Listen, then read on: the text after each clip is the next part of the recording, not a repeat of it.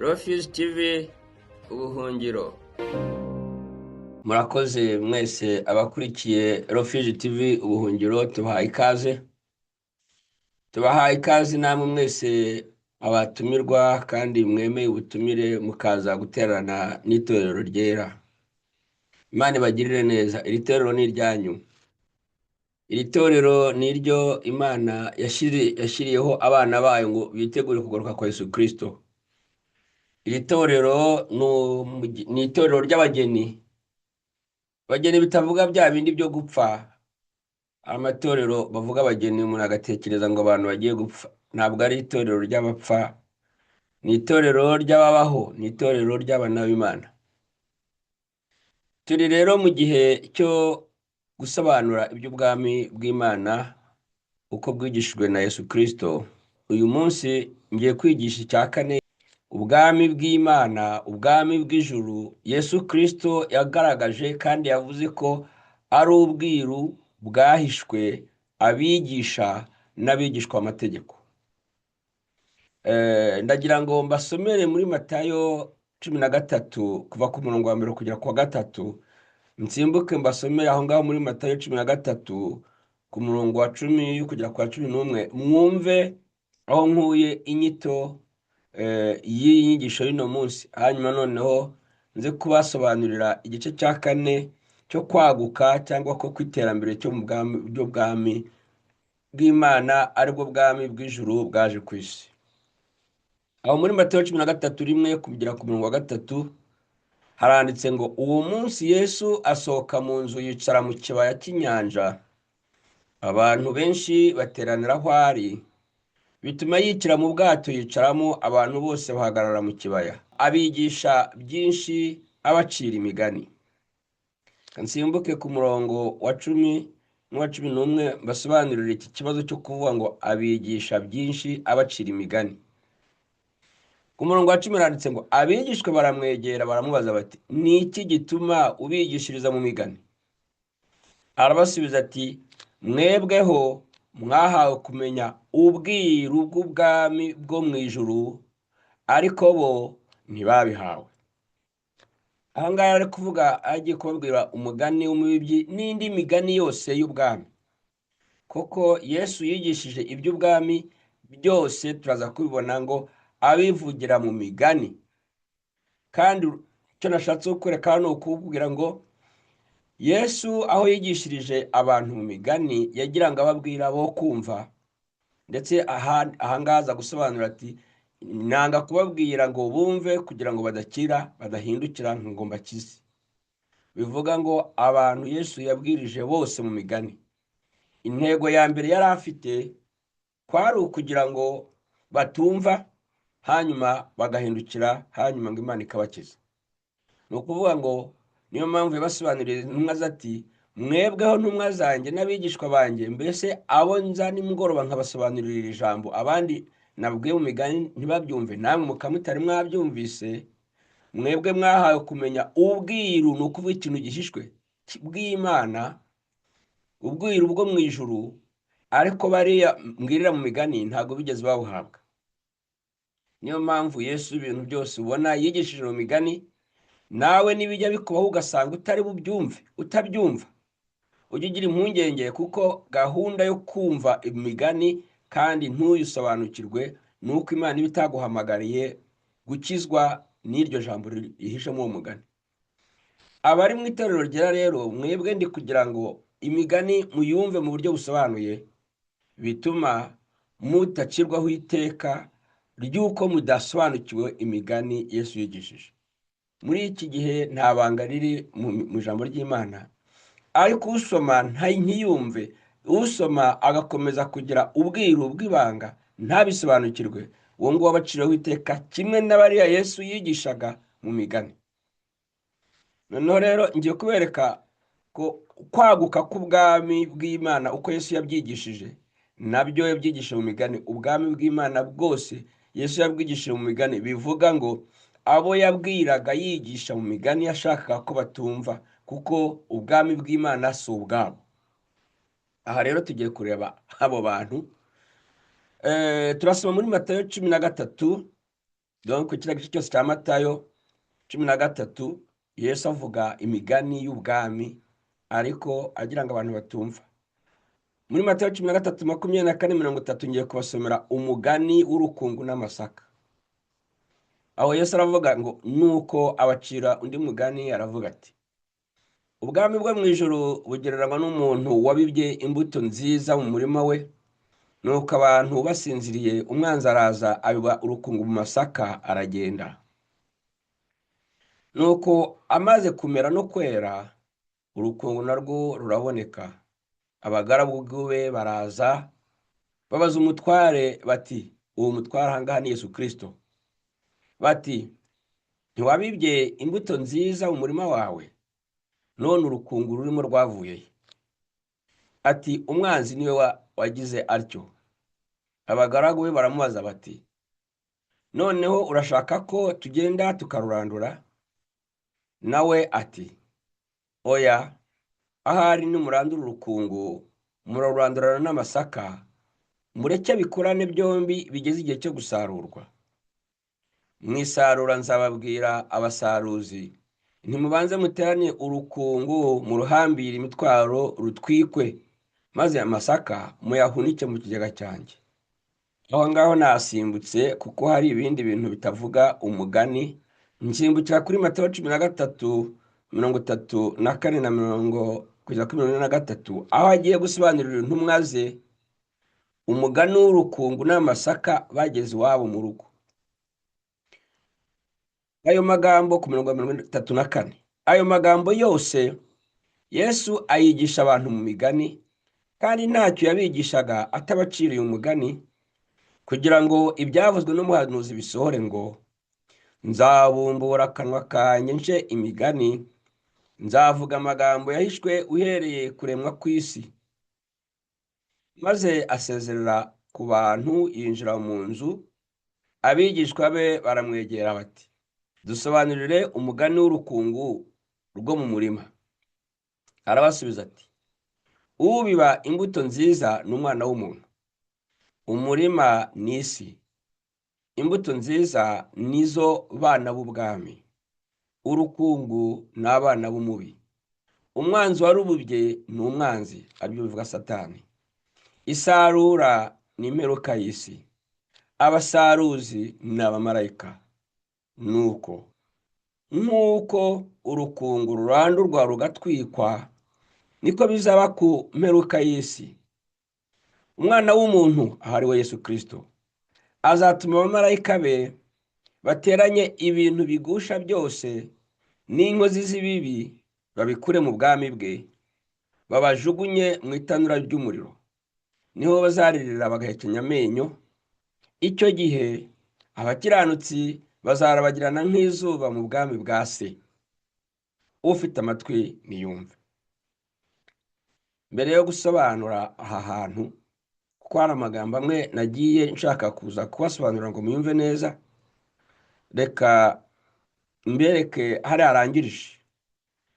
Ibihe dutegereje by'urubanza rw'iteka no kurangira ku isi ni ibihe byiza ku bana b'Imana, ni ibihe byiza ku bantu bazaba bita Imana Data ko ari Se, ariko ni ibihe bibi ku bantu bose bazaba batarigeze babona Imana Data ko ari Se, kuko abo bantu batigeze babona ko Imana ari Se. Abo bantu ni urukungu mu masaka, abo bantu bazahambirwa, abo bantu bazajugunywa mu muriro.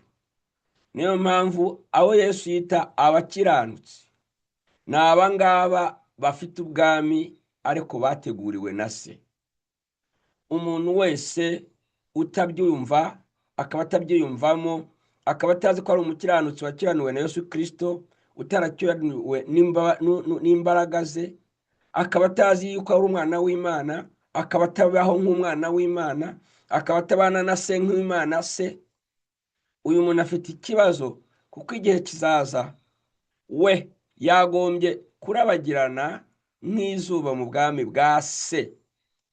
Ariko aho kugira ngo azagire igihe cyo kurabagirana, we bazamuhambira nk'uruba rw'urukungu, bamujugunye aho bajugunya imba z'inkungu. Rero bene data, mwebwe ndi kwigisha ntabwo muri uyu muba w'urukungu, niyo mpamvu mbasaba ngo mwiyumvemo ko muri abana, si ukubyiyumvamo gusa, ni ukubibamo, kubera yuko hari impamvu zera zumvikana zatumye Yesu Kristo abivuga gutya, abikora gutya. Yazanywe no gutegura abana ngo babe abana b'ubwami, bazarabagirane igihe cy'imperuka y'isi. Ntabwo yazanywe no gutegura abandi bantu badashobora kwitwa abana. Noneho ngiye gusubira haruguru sobanure byinshi muri uyu mugani w'amasaka n'urukungu, ariko mbingingira abantu badafite data wo mu ijuru ho Imana umubyeyi wabo, rwose mwikubita agashi mwinjire aho Imana ibashaka. Ubushake bw'Imana nuko muyibera abana, ntabwo ari uko muyibera abagaragu. Muri Matayo 13:24 kugera kuri 30, aho batangira umugani w'urukungu n'amasaka, harimo amagambo makeya yo gusobanura. Ariko amagambo ntabwo ari ngombwa kuyatindaho, kuko Yesu yari asobanuye. Aravuga ati umwanzi yaje kubiba urukungu mu masaka nijoro, arangije arigendera. Urukungu yabibye ni uruhe? Kuko urukungu ubwarwo ntabwo rumera. Urukungu ubwarwo ntabwo rumera. Urukungu abazi ubuhinzi bw'amasaka, nta shaka riba ririmo ku buryo urukungu rushobora kumera. Urukungu ishakaho kugira ngo ryere rizane imbuto, ruzana urukumbi. Urukumbi ni ikintu kiba gishyigikiye gifashe urubuto rw'ishaka. Noneho kugira ngo hazemo ishaka haza urukumbi gusa, ku buryo uramutse ufashe urukungu ntabwo warutera ngo ruzamere, kuko ruba ari urukumbi, nta shaka riba ririmo. Aha rero icyo bivuga ni ukuvuga ngo ntabwo Yesu yabibye amasaka nyamasaka ngo umwanzi aze abibe urukungu. Iki ni ikibazo cya tradition. Nanone njye mbabwira guhindura Bibiliya bayikura mu zindi ndimi bashyira mu Kinyarwanda. Ahubwo ntabwo ari urukungu, ahubwo ni urumamfu n'ingano. Mu Gaturika nibo batraduje ahantu neza. Mu zindi ndimi bavuga l'ouvre mu Gifaransa et livre, ni ukuvuga imbuto y'ukuri n'imbuto itari ukuri. Ariko kugira ngo imwe ibe imbuto y'ukuri indi ibe imbuto itari ukuri, ziba zenda gusa ku buryo umuntu yazitiranya. Naho ubundi imbuto y'ishaka iyo uyiteye, iyo ubwayo irumbye ibyara urukungu. Imbuto y'ishaka iyo uyiteye, iyo itarumbye ibyara ishaka rizima. Bivuga rero ngo Yesu icyo yavuze hariya ntabwo ari amasaka n'urukungu, yavuze gutera imbuto nziza. None umwanzi araza abiba imbuto mbi. Mu Kinyarwanda babuze uko babyita urukungu, ariko ntabwo muri Bibiliya umwimerere ntabwo ari amasaka, nta nubwo ari urukungu. Yesu yabibye imbuto nziza, umwanzi araza abiba imbuto mbi. Mu Gifaransa baravuze ngo yabibye l'ouvre, noneho umwanzi araza abiba livre, ni ukuvuga ikitari cyo. Noneho rero ahangaha ijambo ry'Imana ko turizi ko ari turi kuvuga, ijambo ry'Imana ko ari Yesu Kristo, ni iki gisa n'ijambo ry'Imana ariko kitari ijambo ry'Imana?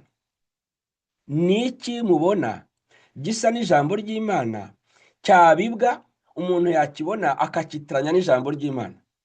Ni amategeko y'Imana. Ni amategeko y'Imana, kuko ijambo ry'Imana ni Yesu Kristo ubwe.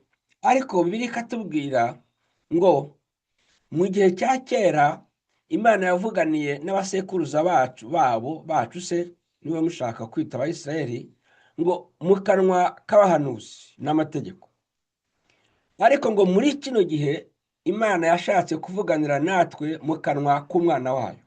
Icyo uwanditse ayo magambo yashakaga yari kutubwira ngo nimwumvire ijambo ry'Imana riturutse mu kanwa ka Yesu Kristo kuruta ijambo ry'Imana ryaturutse mu kanwa k'abahanuzi.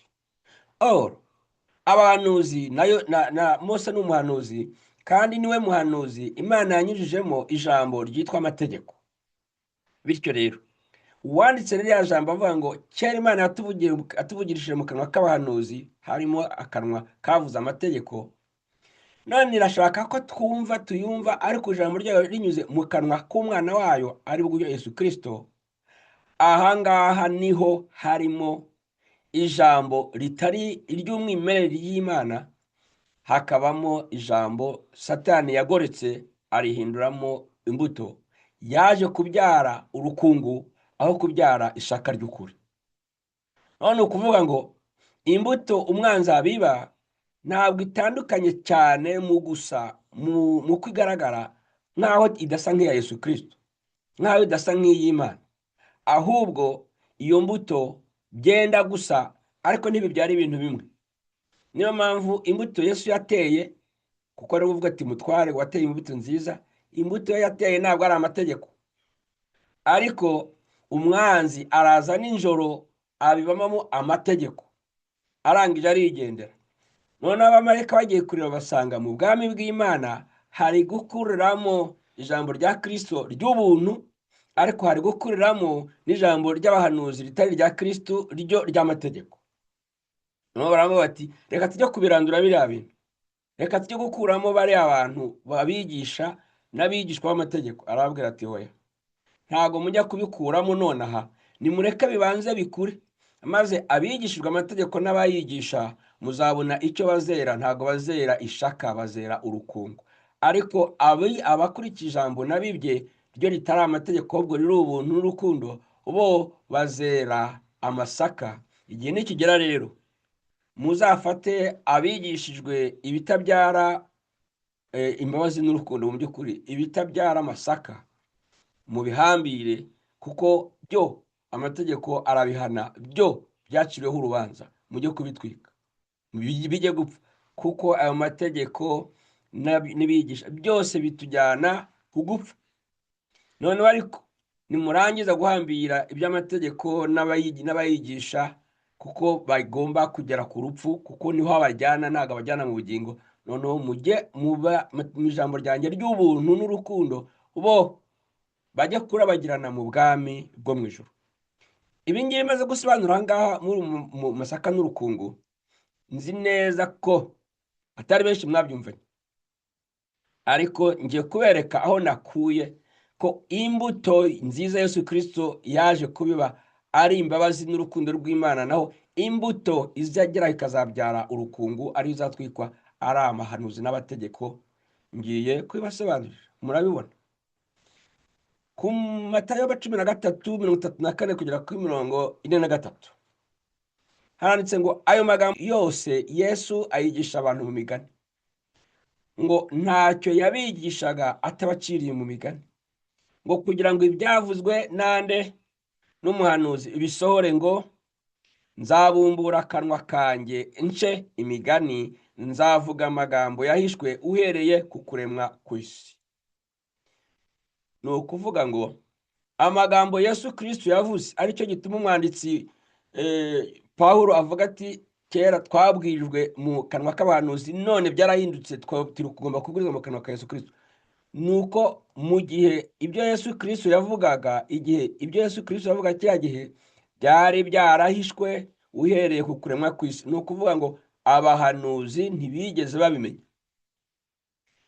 abahanuzi ntibigeze basobanurirwa yuko Imana izababarira ibyaha by'abantu, yuko Imana izirengagiza amategeko yayo igatanga imbabazi mu butabera bwayo, butari ubwo gucira urubanza abisha amategeko, ahubwo buri ubwo gucira urubanza umwana wayo Yesu Kristo.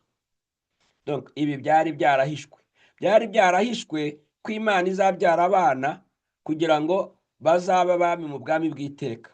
Byari byarahishwe, ngo byahishuriwe bakeya mu bahanuzi, byongera guhishurirwa intumwa za Yesu Kristo.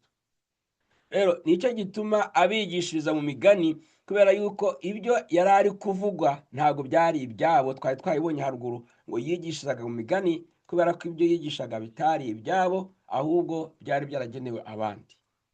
Niyo mpamvu yabisobanuriraga intumwa ze bageze mu bwihisho, bageze mu nzu, ngo Yesu ageze mu nzu hamwe n'abigishwa be, nibwo yatangiye kubasobanurira ngo maze asezerera abantu babandi yari kubwira agira ngo batumva. aho yabwiraga agira ngo batumva ni bande?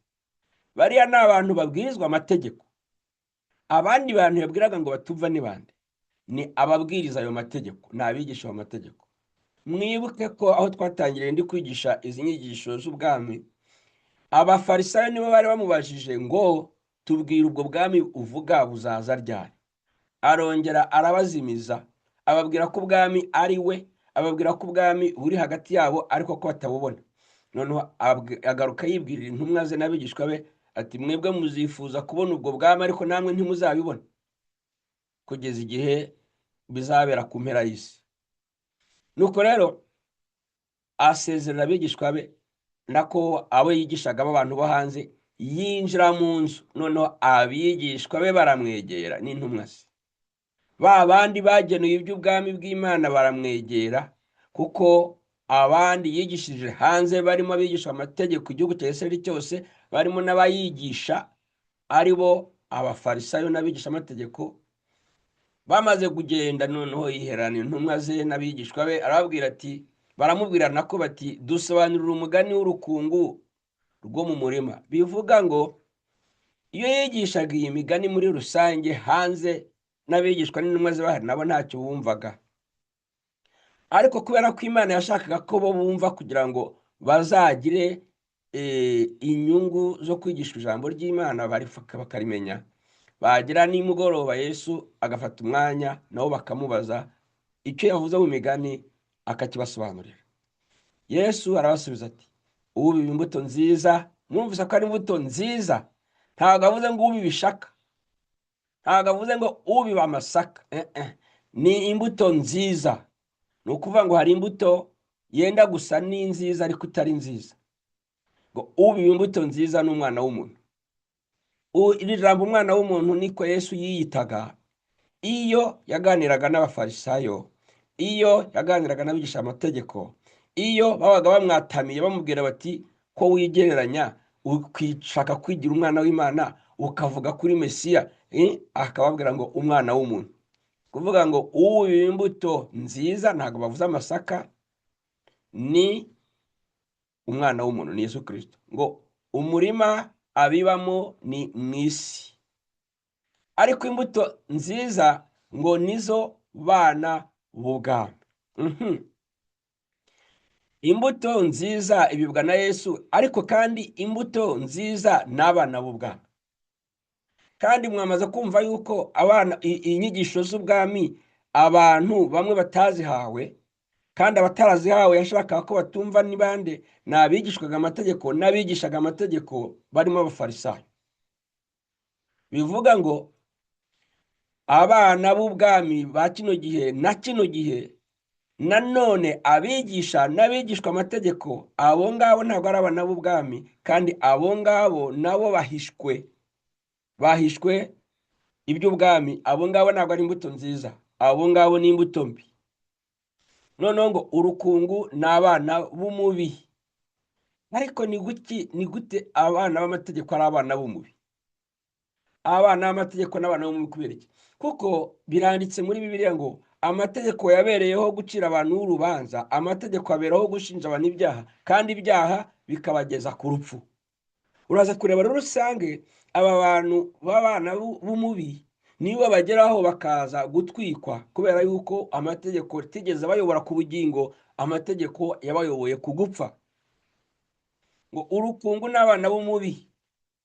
mu by'ukuri urukungu ari ryo jambo ry'amategeko, ni abana b'umubi. ari abaryiga ni ab'umubi, ari abaryigisha ni ab'umubi, kuko biraza kugeraho nyuma babatwike.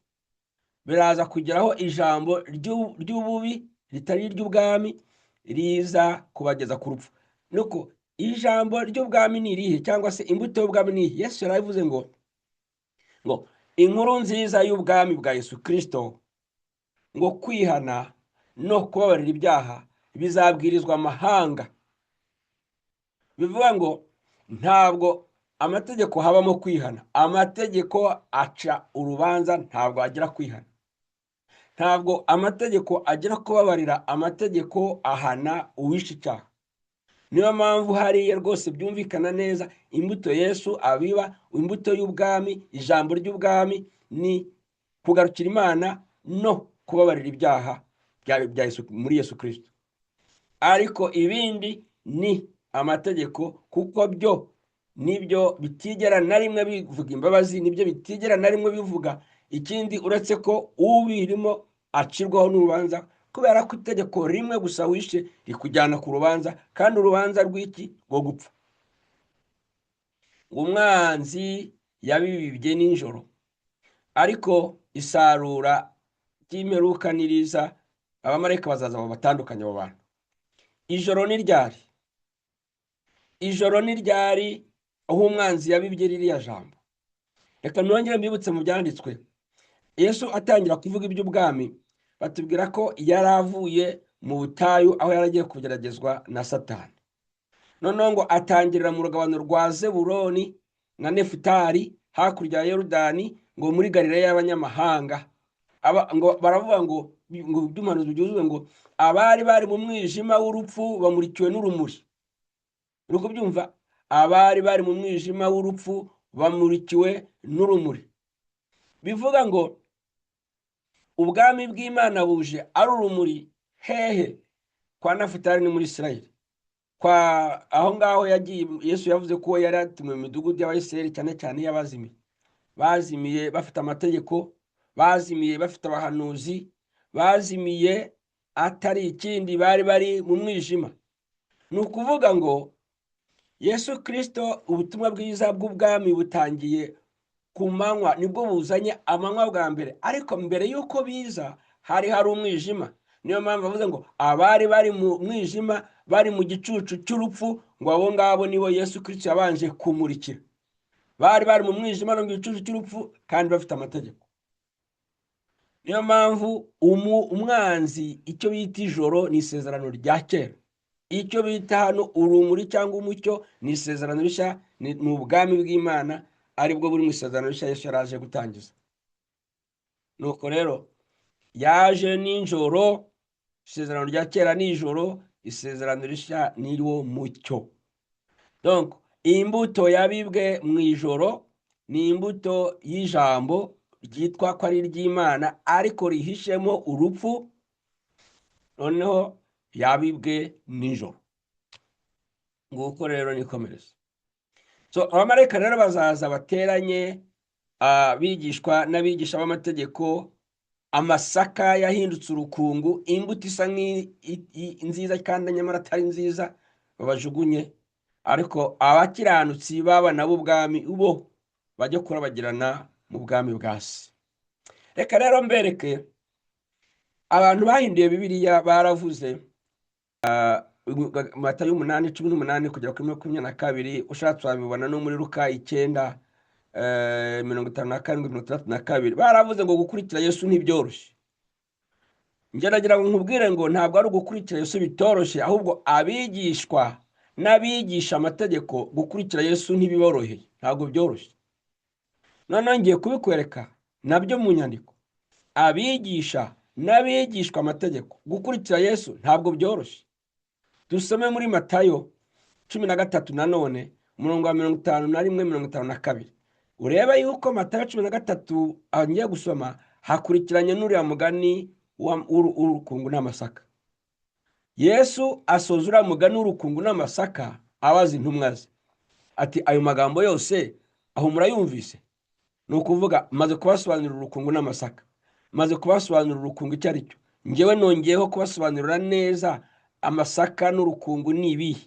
Mbabwiye ko bimwe ari inyigisho z'ubuntu, arizo za Yesu Kristo, no kubabarira ibyaha n'urukundo rw'Imana. Izindi ni inyigisho z'amategeko, arizo nyigisho z'abahanuzi. Noneho ibyo mbongereho kubera ko naberetse aho byaturutse. Hanyuma arababwira ngo ayo magambo yose aho murayumvise? Baramusubiza ngo ye. Noneho asubiraho ku murongo wa 52 ngo nicyo gitumye umwanditsi wese wigishijwe iby'ubwami bwo mu ijuru agereranywa na nyir'urugo utanga ibintu bishya n'ibya kera abikuye mu bubiko bwe.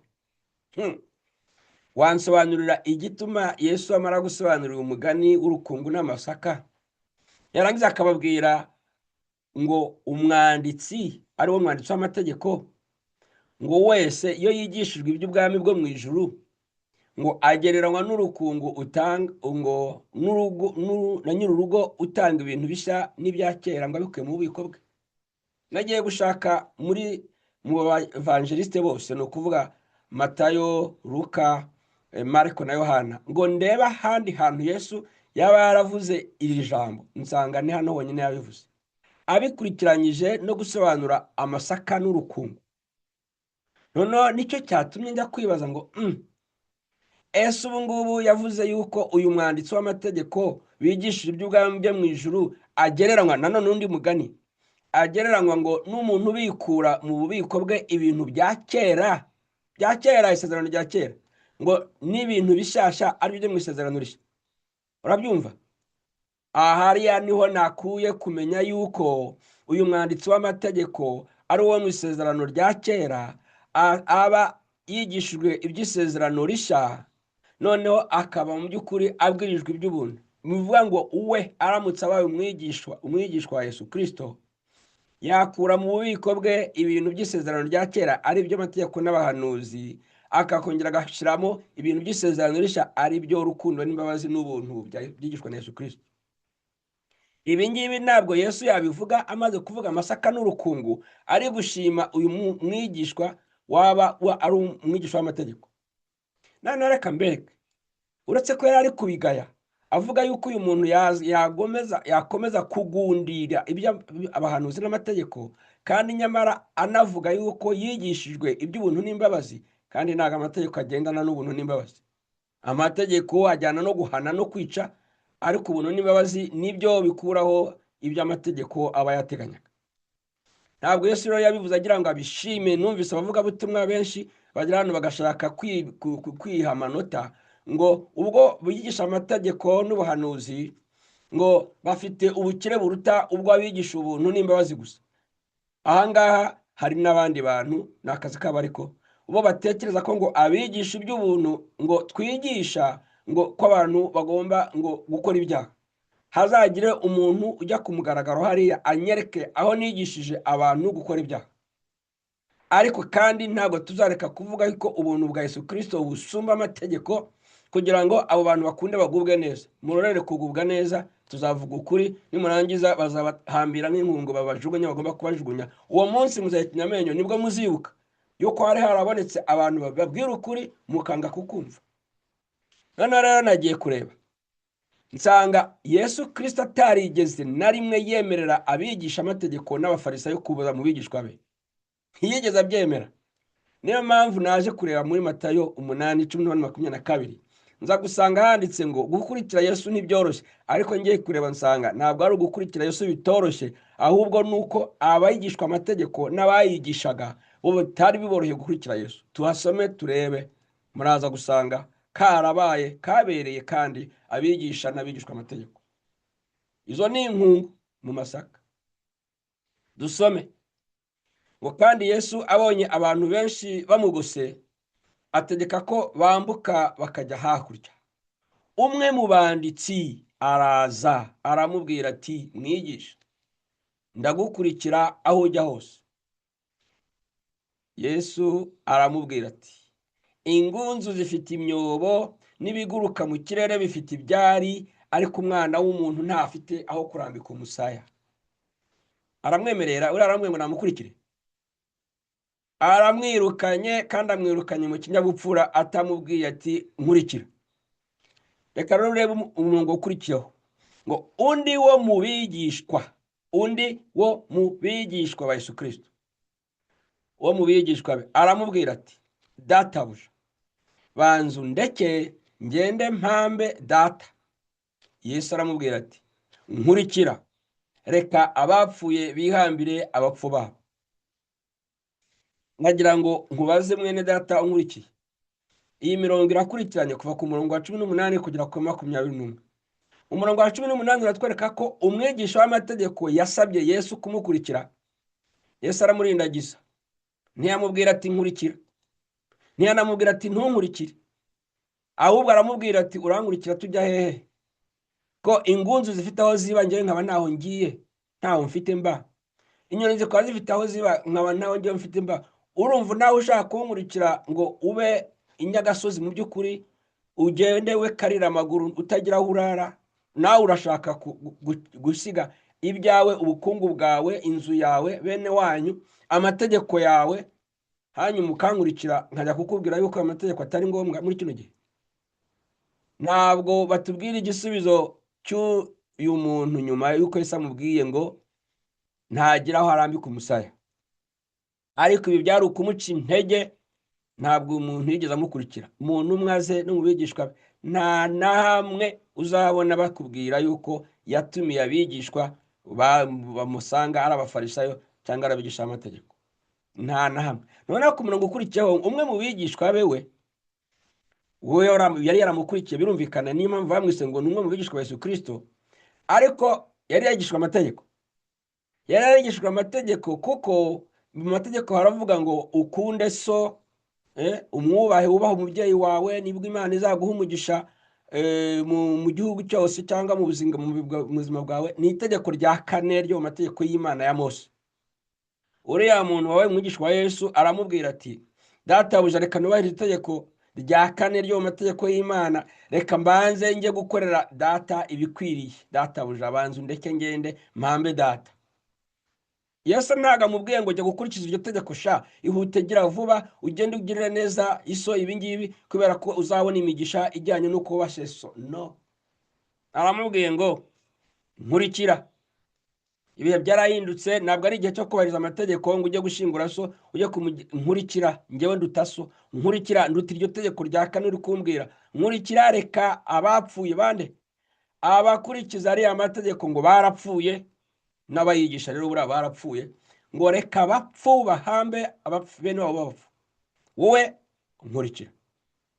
Buriya mu by'ukuri aba yise abapfu ni bande? Haruguru hari umwigisha umubwiye ngo namukurikire, ntiyamubwira ngo namukurikire, ntiyamwemerera. Yigisha icyo yamwigisha? Yigisha ujye ukunda ababyeyi bawe, ubagirire n'itegeko rya kane. Nubwo nariborotse giye kuko ntabwo icyo rimbwiye, ntabwo nariborotse, ariko itegeko rya kane nicyo ryavugaga ngo abakunda ababyeyi babo bagira bati, sibyo?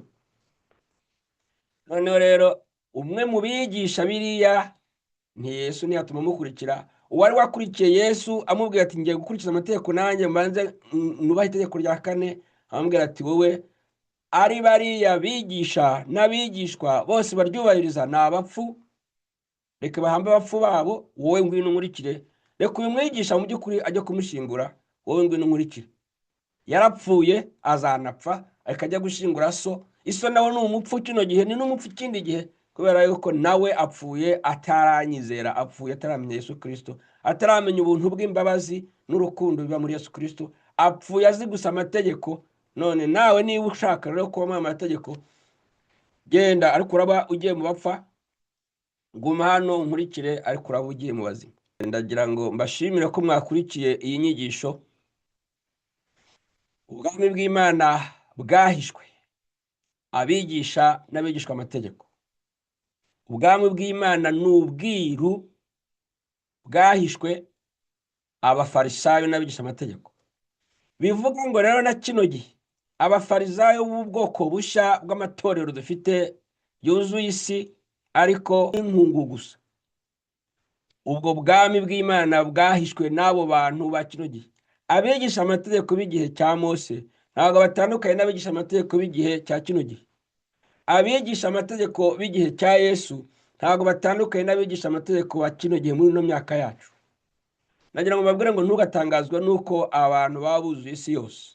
Mperutse kuganira n'umuzungu hano, warantumiye ku meza yiwe, arambwira ati ariko ko numva wigisha ibintu bishya, wowe utekereza gute ko ari wowe wenyine Imana yaba yarabisobanuriye, twese tukaba twarayobye? Ndamubwira ngo ntabwo mu by'ukuri Imana yigeze itanga fotokopi mu mpano z'abantu. Ntabwo Imana yigeze ivuga ngo impano iguhaye igomba gusa n'iya runaka, kandi ngo nujya kuyikoresha uzabanze wibaze niba abandi bantu nabo baba barayihawe cyangwa batarayihawe.